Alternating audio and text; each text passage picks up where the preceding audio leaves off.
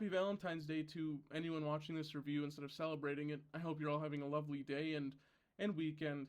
And this time I'm reviewing the only romance movie released for this Valentine's Day week. Isn't that so upsetting? The only one we're getting is Wuthering Heights, and it's got a lot of big names to it. You have the director of Saltburn, you have Jacob Elordi and Margot Robbie, who have been really, really big recently. And it's a story that you've seen, I think, a dozen times now in cinema. If you've been around for what, 110 years. The first one was 1939. We've seen the story a lot, and the main complaint, once again, is that this movie does not follow the book one to one. Maybe we should stop making Wuthering Heights movies. Maybe that's the solution. Every single one that gets released, first act, nothing like the book. Second act, nothing like the book. Third act, nothing like the book. First and second act, nothing like the book. These characters are nothing like in the book. Maybe we should stop it. Just stop it all. I'm sick of reading every. You watch a Wuthering Heights movie, you go to the reviews. This is nothing like the book. It's almost a 2.5 hour movie. Why can't you just make it some like the book? I don't get it. I'm not too certain. I don't care personally because I haven't read the books, but it's annoying that this is the 12th one made, and it still isn't completely accurate to the book. It's just bewildering. I'm not too sure. But the movie itself is good. I'm giving it a 6 out of 10. I don't think it's anything special, and it's why I'm pretty upset that it's the only romance movie we're getting this week. I mean, we're getting Goat and Wuthering Heights, and then Nirvana, the band, the show, the movie. It's just not a like people are gonna see this on Thursday and Friday, and then when Valentine's Day comes, they're not gonna have a movie to see with their partner unless they go watch Goat. It's just upsetting, especially with how great of a year we had last year with romance movies. I was hoping we get something more, but this being the only one is okay, I guess. I guess. I'll just get into the movie now. I think Jacob Elordi and Margot Robbie's chemistry is phenomenal and absolutely carries this movie. Alongside the amazing cinematography, this movie just looks fucking fantastic. I mean, there isn't really a bad looking shot in this entire movie, and I'm really happy to say that because the story is kind of just okay. I've seen the 1939 version of this movie, sorry, of the book, and I really enjoy the lightheartedness to it. Um, this completely throws it out the window and is very gritty, very dark, very creepy. I mean, Jacob Elordi, he's a creepy little fuck in this movie. I'm not gonna lie, and I really dig it. But I wish, especially during the second act or even the first act, you make it just a little bit more lighthearted. Maybe those two would have been much, much better.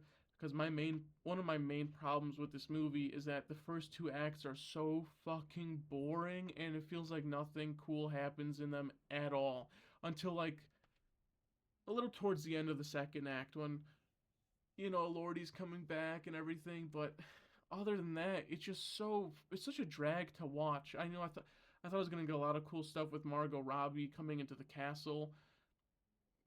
No, you don't get really anything interesting out of that. Um, you don't really care what Jacob Lordy's doing either until like the end of the second act, and he has a girl chained up, barking like a dog. But other than that, it's just really, really fucking boring, and it's really good that at least the third act is phenomenal. If this movie didn't end in a bang, this would be like a 3 out of 10. Because the first half of this movie is just so fucking boring. It's unbelievable. Even despite Jacob Elordi and Margot Robbie's chemistry, just does not work. It really does not work. And you know what else doesn't work in this fucking movie? And I'm gonna say this about a lot of movies. Uh, when you're making a movie that's set in like the 1800s, 1700s, early 1900s, can we not do modern pop music in them? Is it really that hard? Like, do I need to hear Charlie XCX over a movie where people are dressed up in these beautiful dresses, they're living in castles, they're riding on horse-drawn carriages, they're sleeping in barns? Like, why am I listening to Charlie XCX? I think she's been great. I'm happy that she's, doing her thing in cinema. She's even had her own movie. I didn't get to catch it. It came out last week, The Moment. She was in 100 Nights of Hero, which I think I reviewed on this channel. And, I'm enjoying her as an actress and everything, but I don't want her music in these type of movies, especially with Wuthering Heights having such a very pleasant score in the movie. Why are we filling this movie with like six pop songs? I don't get it. I really just do not get it. It completely takes you out of the setting. Like, the second you hear Charlie XCX, it's like, oh yeah, that's Jacob Elordi and Margot Robbie, and it's not just the characters, which is such a shame because this movie. The great thing about this movie is its charm and its sticking to its period. If you wanted to make a more modern version of Wuthering Heights, which I think this movie actually tries doing with all of its darker romance, creepier romance, why not just make it modern?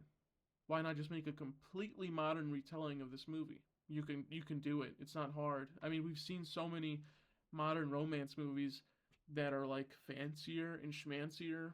Just do that. If you want to have Charlie XCX song so bad in the movie, um, otherwise just how about just make the score take over completely because the score is really really nice in this movie. I think aside from the story and how boring the first two acts are, this is a really well made film. Like I said earlier, I think I said this earlier. It's very well shot, very well put together, very well edited. It's gorgeous. The score is phenomenal. I think the acting and chemistry out of these two is phenomenal, but there's just so many things that take you out in this movie, and it doesn't make me want to rewatch it. Like the four, how many romance movies did I review on my channel last year? I think I watched about seven. I want to rewatch about six of those. I don't want to rewatch this movie ever in my life. If I ever want to watch another Wuthering Heights movie, I'll go back and watch the 1939 one. Or I'll go ahead and, try it the 1992 one, or try the 2011 one, or try the 2018 one, or try the 1958 one, or try the 1954 one, or try the